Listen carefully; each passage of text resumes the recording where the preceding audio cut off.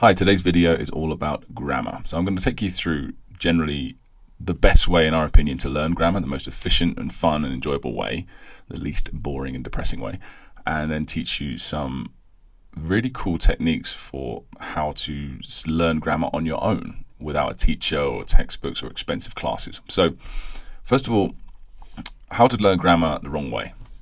So the traditional way, as it were. So things, if you went to university, this is how you would learn.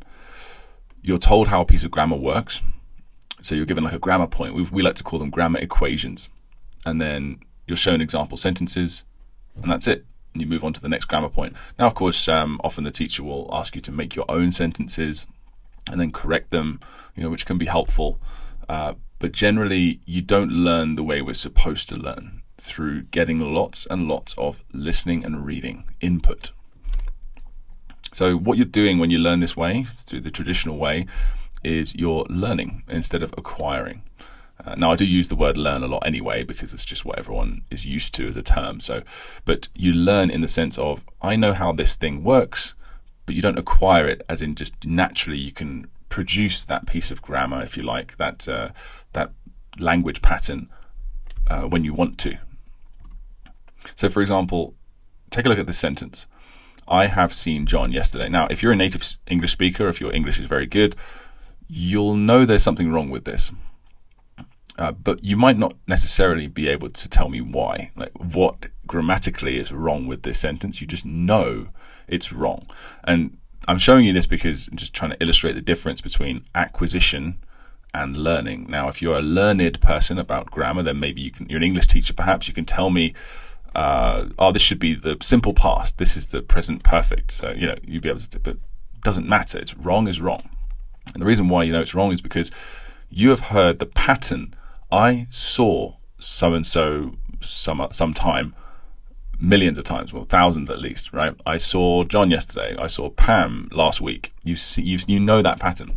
But the little language module, as it's often referred to in linguistics by Stephen Krashen, it tells you, wait a minute, I've never seen this pattern before, or I've very, very rarely seen it or heard it.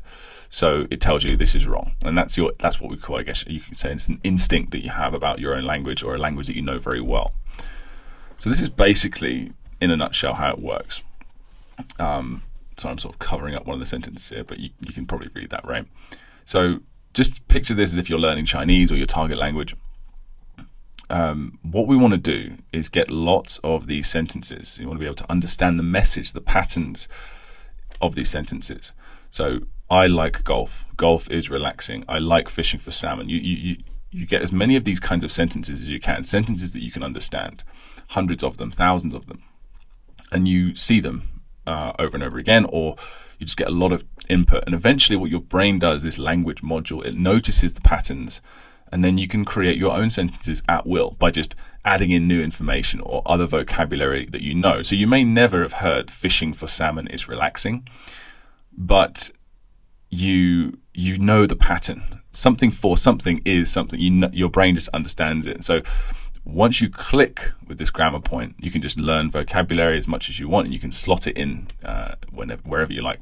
By the way, I would like to just point out that I got these specific examples from anti-moon.com, which is a website all about language learning, specifically English, but still applies to all languages, that I really like. They've got tons of articles that are really worth checking out. This is not to say that the traditional way is completely wrong. It's completely useless. That's not true at all.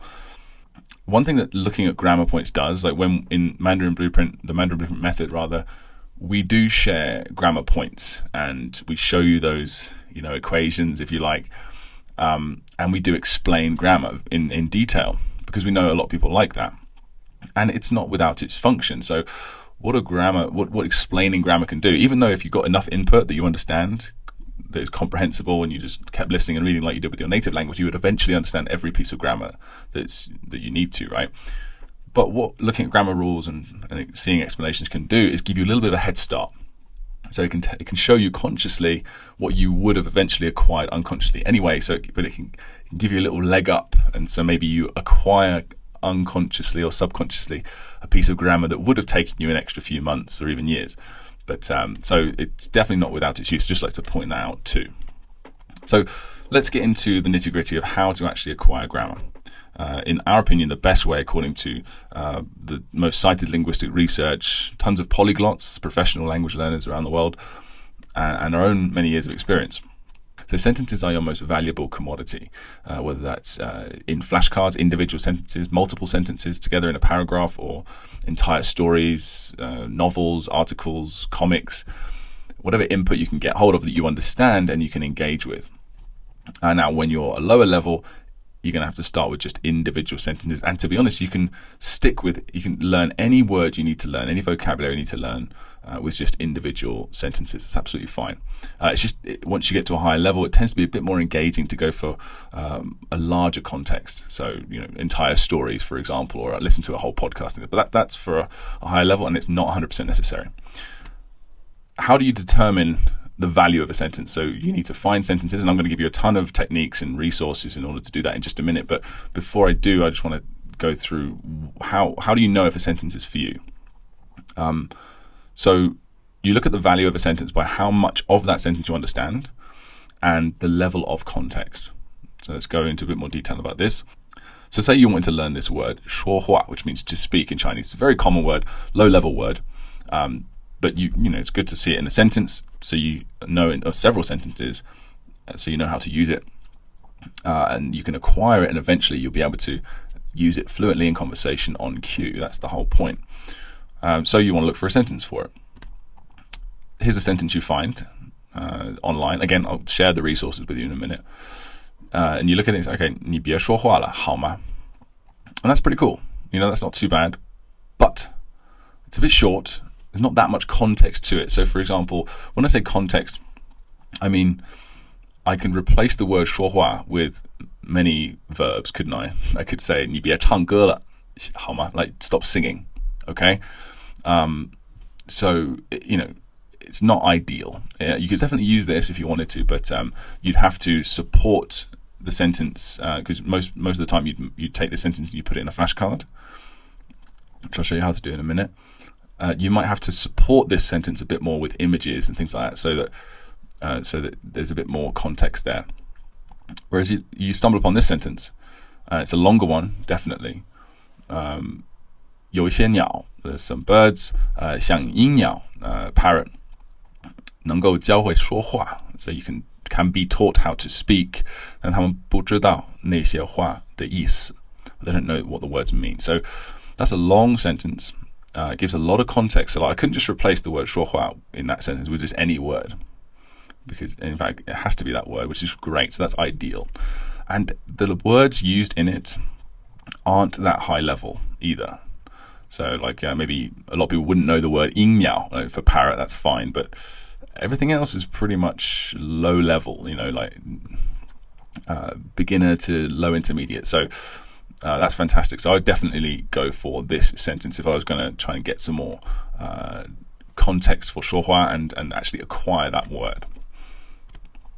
Now, that's the basics of how to sort of judge whether or not a sentence is good. So that's a very important piece of information. Now let's look at the fun part, how to actually find these sentences, and how to review them in the most efficient way possible. So one thing I should say before moving on is that if you are a lower level, you've just started out, finding sentences that you can understand is obviously going to be very difficult because you don't have enough characters or vocabulary under your belt. That's what Mandarin Blueprint is for. So if you're a beginner or a lower intermediate, you can do what I'm about to explain. You can go and check out these resources for sure, but it will be a frustrating endeavor for you most likely. So you need to have at least I would say 1,000 words under your belt, at least 600 characters. So essentially, if you finish our foundation course on the Mandarin Blueprint method, you'll have enough, I think, to be able to start doing this. But ideally, you finish our foundation and intermediate courses before doing this. So the great thing about Mandarin Blueprint when it comes to sentences is that all the sentences that we give you throughout the entire thing, even if you're on level 13 with only 100 characters under your belt, that's it, we give you sentences that you can understand. Okay, so it's if you go out there and try and look for your own sentences, it would just be frustrating and kind of demotivating, because you'll find very few that will have enough that you understand that you actually get anything out of. So I just wanted to stop and say that. So make sure that you're around intermediate level before going and trying to find example sentences. So the first resource to go for would be a sentence warehouse, is what I like to call them. So there's these websites with just tons and tons and tons of Chinese sentences, and some of them are okay. There are a couple that I really like that I'll show you.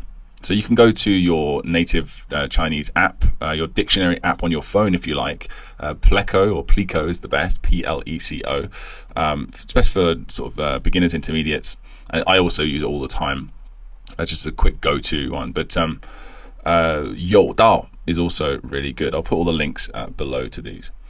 So that's for your apps, just general dictionary apps. You can usually click and highlight the sentences and save them and export them, or just copy them directly into your flashcard software. But you can also check out some web versions. So the web versions that I like the best are LineDict. So for example, you search for 说话. The reason why I like these ones is because they contain pinyin and the English translations. Now the English translations are often not that good. For example, this one, I told him cold turkey. I've never actually seen that. I don't know what that. I only know one use of the word cold turkey, and it's not that. So it's not perfect, but you're not here to learn English, right? As long as you get the gist, that's fine. So you can just copy this. You can search for 说话 or whatever word you want to learn, copy it, and play the audio, and just that's fine. That works absolutely fine. 他说话从来都是一言九鼎. Yeah, the audio is just very robotic and automatic, so not ideal either. But it's good when you're in a pinch. You just need a quick sentence. You don't really need audio. Maybe your pronunciation's already okay. There's no 多音字, there's no characters in the sentence. There could be multiple pronunciations, etc. And as long as you have the pinyin, it's fine. If you're unsure about any of the pronunciations, that will suffice. My absolute favorite one, and this was a real surprise to me when I found it, is Bing. cn.bing.com. The reason why it's so cool is because not only are there tons of sentences, but this is the only one that I've seen in a long time where you can actually choose what type of sentence. You can sort of grade the sentence a little bit. So I always go for just oral, so as spoken as possible. If you go for written, it's going to be just more formal and stuff, and it's just generally overall not as useful to me because I want to be able to speak Chinese, so I want to get it to be natural. I also go for easy as well. You can grade it. I don't know quite how they do that, but and another quite important one is dictionary. So if you click on dictionary, you'll find ones from actual dictionaries, like the dictionary I mentioned. YouDao is a Chinese dictionary which uses other Chinese dictionaries within it, sort of similar to Pleco does. So these sentences are usually, pretty well done. They're quite short and they have a lot of context and fairly understandable. So you would just go through, just have a look at these sentences here, and check. Oh, that seems okay. That's not too difficult. I can understand. It's got decent context. It's also got a word that you might not know here, 生硬, to 说话生硬, to be abrupt, quite hard in your speech, which I might also want to learn. So I could actually use this sentence to learn two words. Or 会面 is kind of a different way of saying meeting, or to meet someone. So there's three words there. I do understand them from looking at them because I know the characters very well. But cool, I could look at that, or maybe a short one here. If you go for web, they can be very useful, but they're usually a lot longer. It takes a little while to sort of find one that's appropriate. Yeah, that's not too bad at all. So just check it out. It's really useful. And also another cool thing is it looks at the English definitions of 说话. So is it speech as in the noun, or is it speaking as in continuously? So if you wanted to look for a specific one, you could do that. The next category of resources is Mandarin apps and websites. Now this is obviously a really big category, and I don't have time to go through, and you don't have time to watch me go through all of the different resources that are out there. So what I'm going to do is just choose a couple of ideas and just talk about the principles behind why they're good, and then you can apply that to other resources out there and do your own research. So with the Mandarin Blueprint method, every time you learn a new word or a character that is also a word, we give you at least one example sentence, usually several, for each usage of that word, because we know how important sentences are. You see here has good context and it's comprehensible, and it comes with flashcards with audio too. All right, so everything's kind of, all the legwork's kind of done for you. Another good resource for finding sentences is Chinese Pot. So if you go to their dictionary, which is available whether you have an account or not. So if you search for 说话 here, then you can go down and there's just all the example sentences from their actual lessons that contain 说话. So it works fine by itself. You can just take the sentence here. Great, copy, paste that into your flashcards. It comes with audio as well. So if you have a audio recording software on your computer, you can just quickly record this audio. 他受过高等教育，所以说话很有礼貌. You can also paste that into your flashcards as well. If you have Anki, that works really well. And if you have an account, you can go to their lesson. You can download the PDF, actually have the lesson if you like. Now that was just one example. Now, there's also any graded reader, so the chairman's bow, for example, or Du Chinese, DU Chinese, anything where you can, as long as you can copy the sentences or export them or do something like that, that will work. The next one is comics. It's kind of a personal favorite of mine. So here's just a quick video I made of me going through my phones. I have Bilibili, and I see a phrase that I'm maybe not sure about or I really like. It sounds really natural, and I want to be able to use it in the future, so I'll just do a screenshot. Oh, here has a word that I want to use as well, screenshot. And as I'm reading, I'll just make screenshots, and then maybe once a week or even once a month, I'll just go through and I'll take all these screenshots from a folder and I'll put them all into flashcards.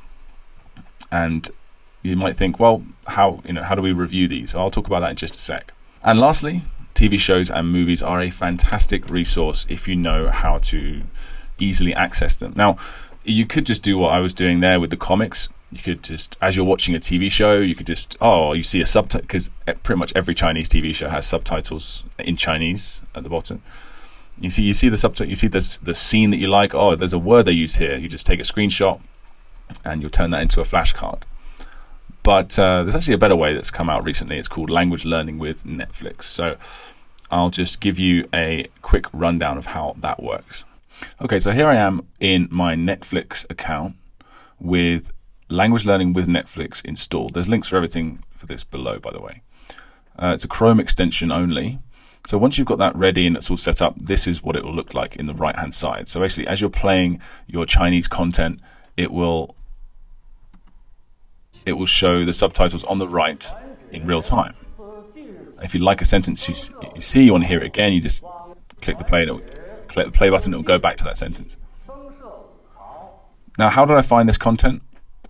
Well, if you click on the actual extension here and then hit Netflix catalog, it will come up with this.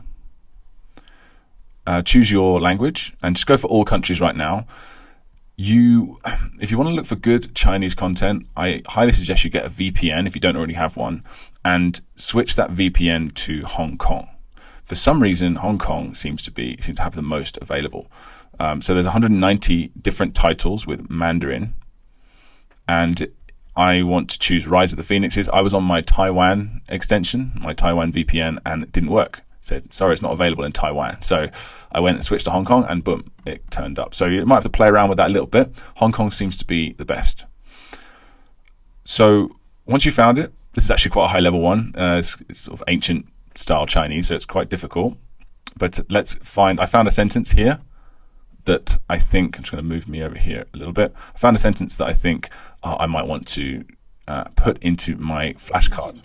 Now, the flashcards I use, I'm going to pause that a second. That's what this bit is over here. Now, I'm using a Mac. You can do what I'm doing with the Windows.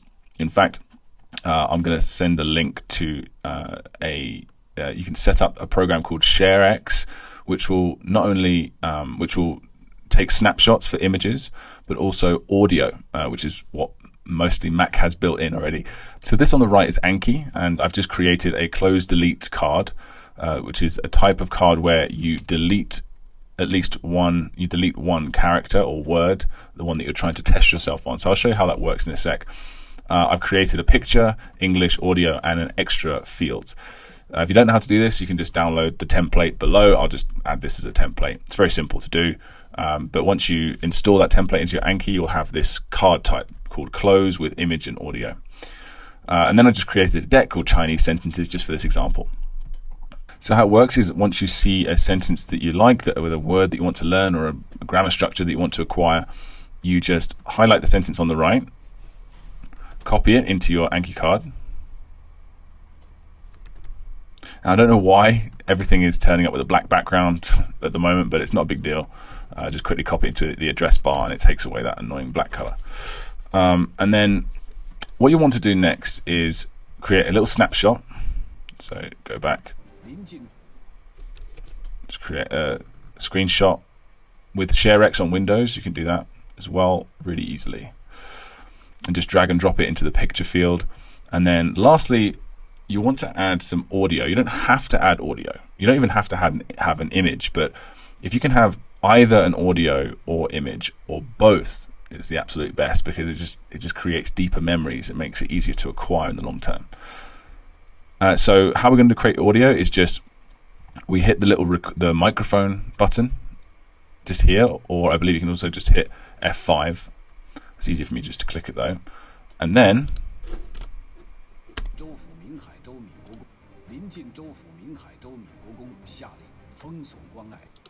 and that's it. Plays that clip. Make sure it's in the right field. There you go, brilliant. And that's it. That's actually not quite it, because we don't just want to look at this sentence. We want to test ourselves a bit better using the close feature. So all close is you just highlight whatever you want. And so originally we wanted to learn this word here, 临近. Right, so I'll create 2 cards, one for each character. It's quite important not to just highlight the entire word when it comes to Chinese, because you're making the context side of things difficult. You're making it harder to guess. So you need to. It's best to test yourself on one character at a time. And if you're having, if you're lower level, it can be hard to decipher like where does, even if you're high level actually, where does one word begin, one character, one word end. So after you've created, not before, because this actually removes the underline. After you've created your closed deletes, you just underline that word as a whole, so you know where the borders are. That's how I like to do it. And then before you move on and save this flashcard, just check the sentence to see if there's anything else. So 封锁 is quite a good word, so we might want to learn that. And what I'm going to do, instead of doing the shortcut Command and Shift and C, I'm going to hold Command and Option, or Control and Alt and Shift, and it will create another C2. So you see here, instead of creating 3 cards, I've just created 1 card for this character and these another card for these 2. So it's just a bit more efficient. So that's called multiple closed deletes, and it works really well for efficiency. So if you, rather than creating like 10 cards for like if you have a long sentence or a couple of sentences, and instead of creating say 5 cards for it, separate cards that will all be reviewed separately and have their own sort of own reviews that will come up, you just maybe create 2 cards or even 1 card that has multiple closed deletes at the same time. You have to guess several. It's a bit harder, but it's also more efficient. So I'll create. So I want a bit of balance here. So I'll make this C1. So one card will have these 2 characters deleted, and the other card will have this character deleted. So I'm just going to Command and Enter, and that's now saved. Now let's see what it would look like. So here's what it looks like. I have to guess these 2 characters for this particular word. It'll play the audio.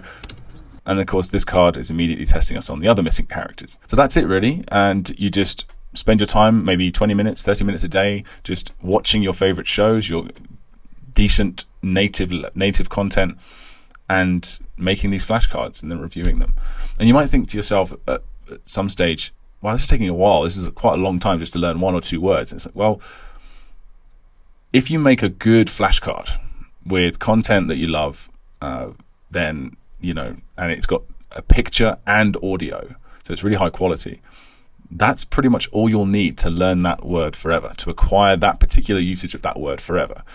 And there's a limited amount of words in the language that you'll need to learn, right, to become fluent. So it's worth it. It's for sure worth it, and it's enjoyable.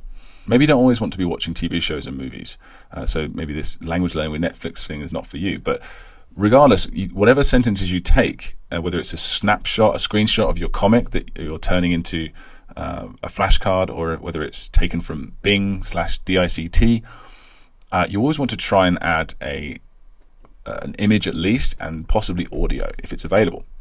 So let's quickly do that and show you how to do that for the resources that we've covered today, and then we'll finish up here. What about these image cards I keep talking about, the comic book screenshots? They're very cool. I like them.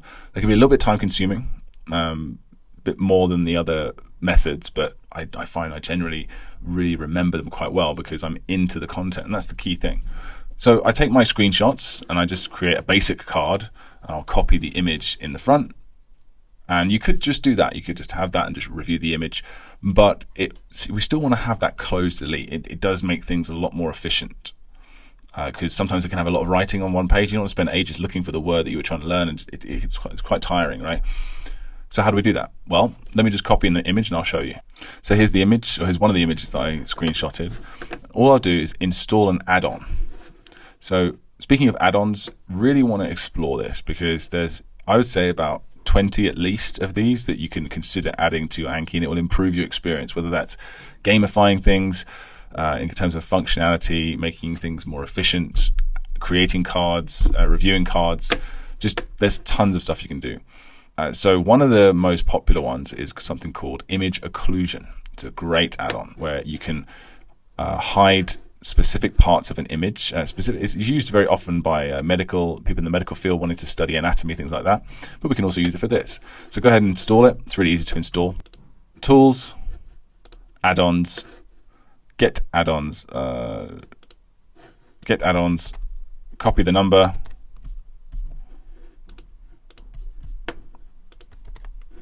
hit OK, and then restart your Anki, and that's it. And you have that add-on. It's very straightforward. So once you've installed image occlusion, go ahead, right-click on the image that you want to occlude, or you can go into Browse and do it that way. And then it will automatically highlight one of these, and just boom, cover one, and then we want to do both, right? So I just hit the letter D for duplicate. Oh, whoops. It's a bit small. There we go. So I want to cover these, but I don't want to cover both. I want to do one at a time. So I will say hide all or guess one, or hide one and guess one. I'll just do hide one, guess one. And here's an example of what my cards look like. So this is from some Marvel comic. It's from One Punch Man. Changyi. And the funny thing about doing these, and with all of these sentences, is sometimes because you're adding so many, whether it's adding sentences from Netflix or Bing or this, and you feel like you're you're reviewing so many cards and creating so many cards, but it's not going in. You can't use it, and it can take a few weeks sometimes before you start to realize that whoa, like not only do I remember this word like 中计, here's the one I just made, 借用一点, 借用一点.